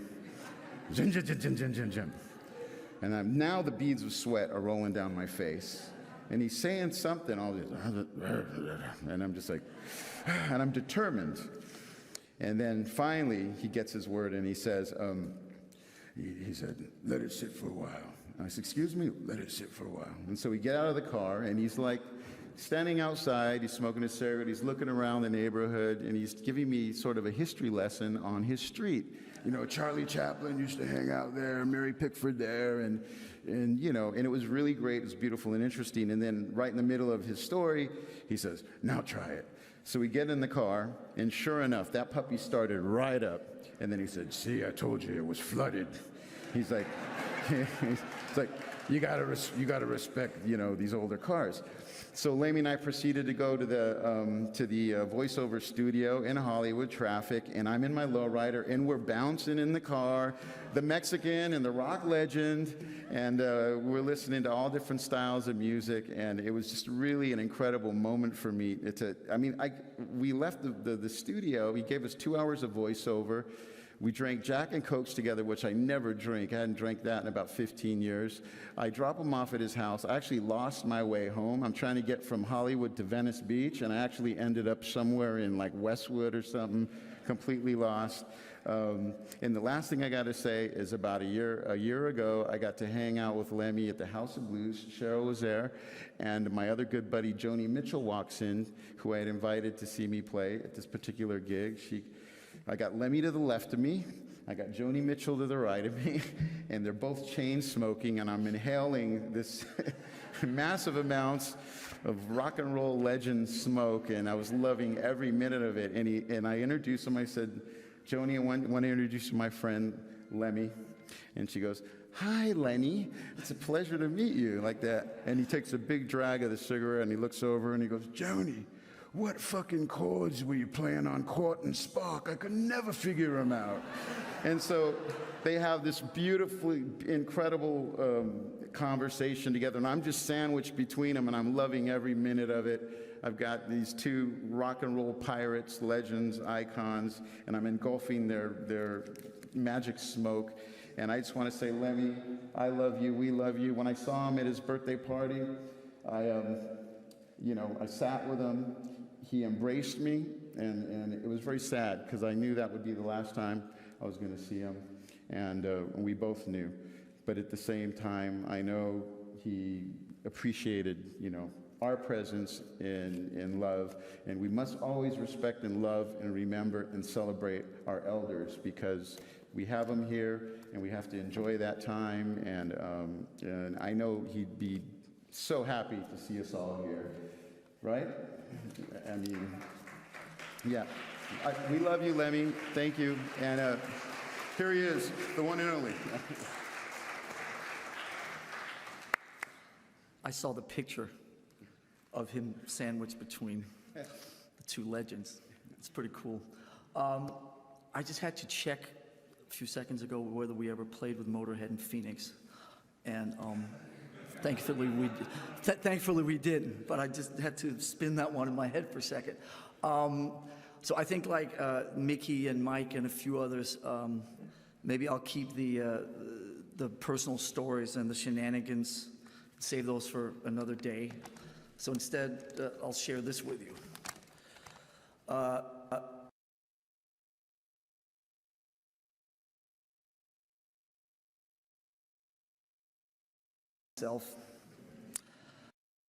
So instead, I'll share this with you. 34 years ago, in June of 1982, in West Hollywood, I threw up all over myself. That's not particularly significant because of the throwing up. In my late teens, unfortunately, I threw up quite often. But it is significant because of where I threw up.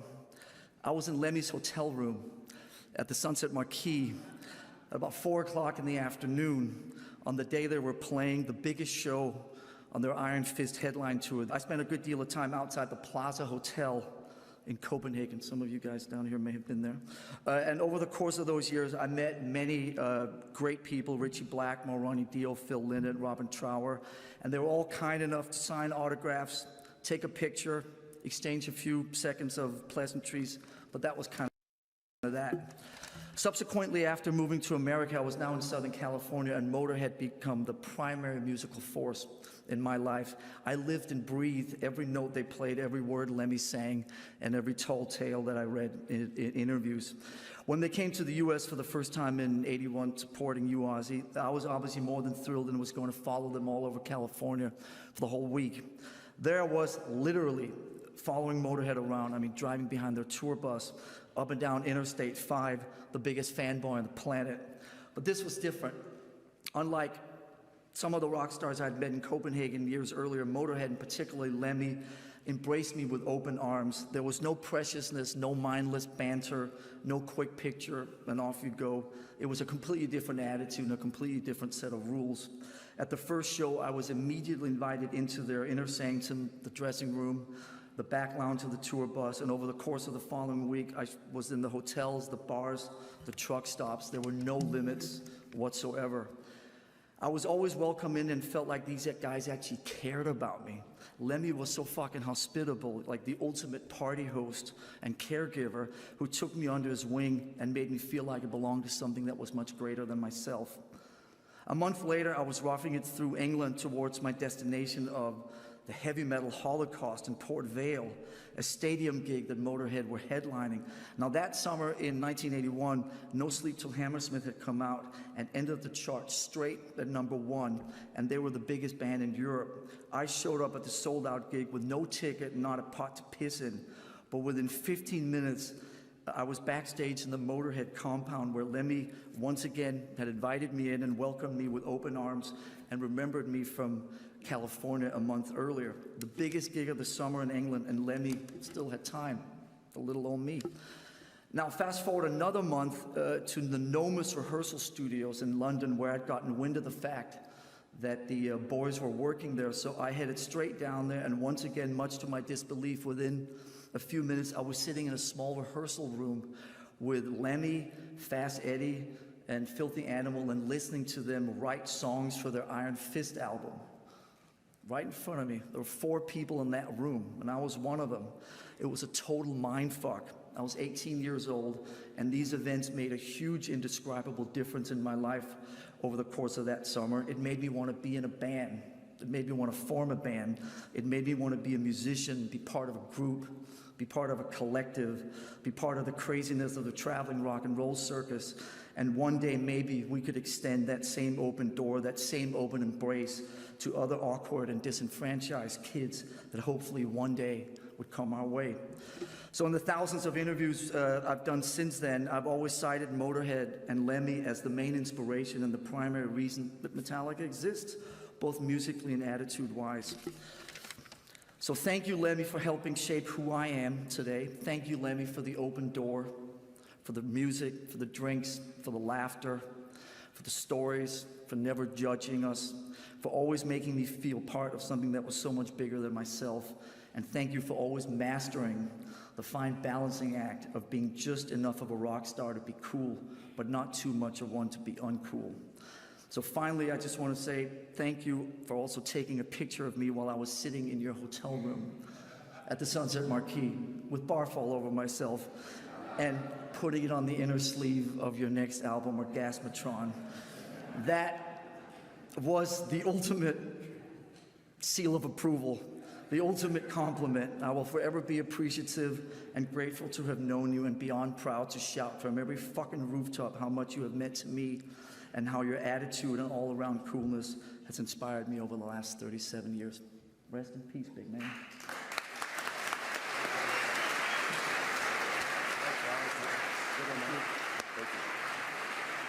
All right, Dave Grohl, we've got 4 minutes till they cut us off.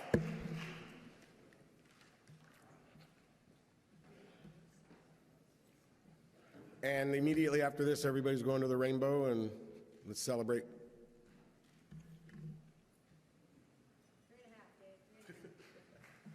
Hi, guys.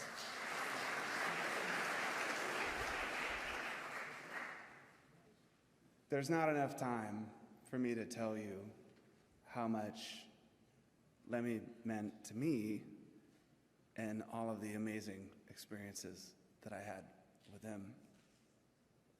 The first time I met Lemmy, I was at fucking Crazy Girls about 20 years ago. And I was walking back to the men's room. On the way back, I looked to my left and I saw Lemmy by himself in the corner on a video game. And it blew my mind. I knew that I couldn't just go say something because he was on his own in the corner. On the way out, I thought, I have to say something. He's my hero. He's the one true rock and roller that bridged my love of AC/DC and Sabbath and Zeppelin with my love of GBH and the Ramones and Black Flag. So I walked up and I said, "Excuse me, Lemmy, I don't want to bother you, but you've influenced me so much. You're my musical hero. I'm a musician. I play in the Foo Fighters, and I was in Nirvana." And he looked up from the video game, and the first thing he ever said to me, he said,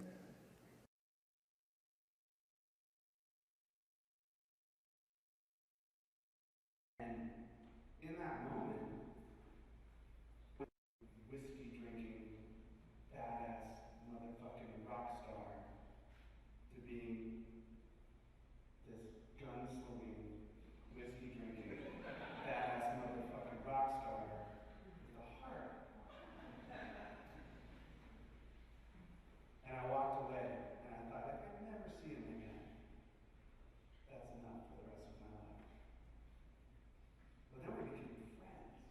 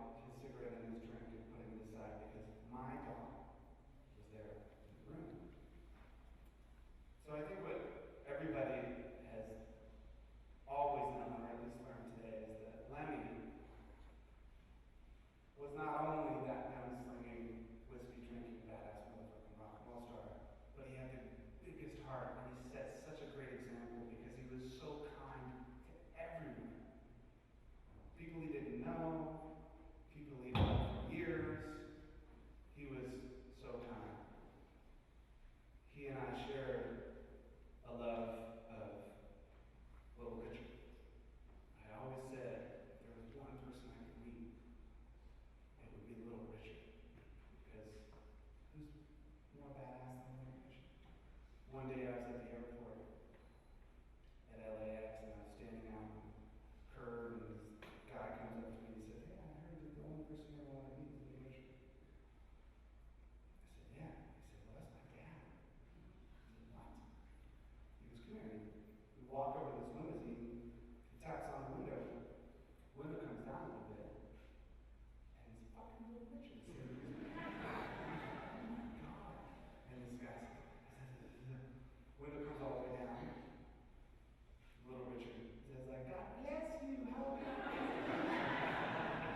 And he signs this Bible pamphlet thing for me. He hands it to me. And I kept it.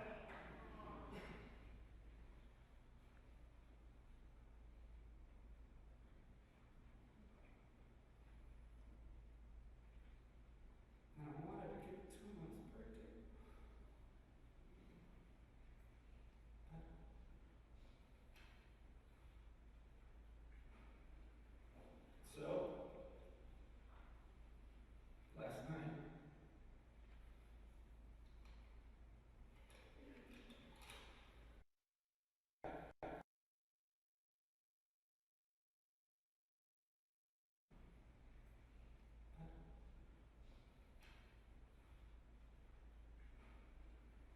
So, last night,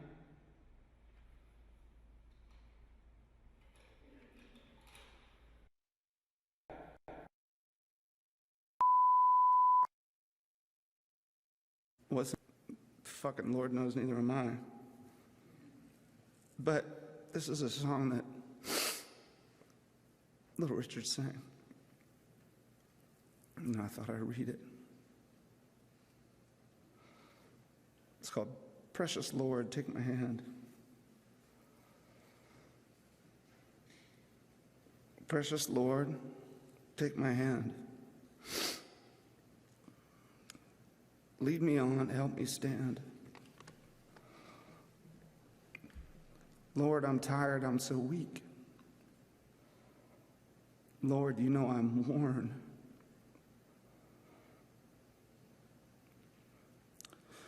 Through the storm, through the night, lead me on to the light. Take my hand, precious Lord. Lead me home.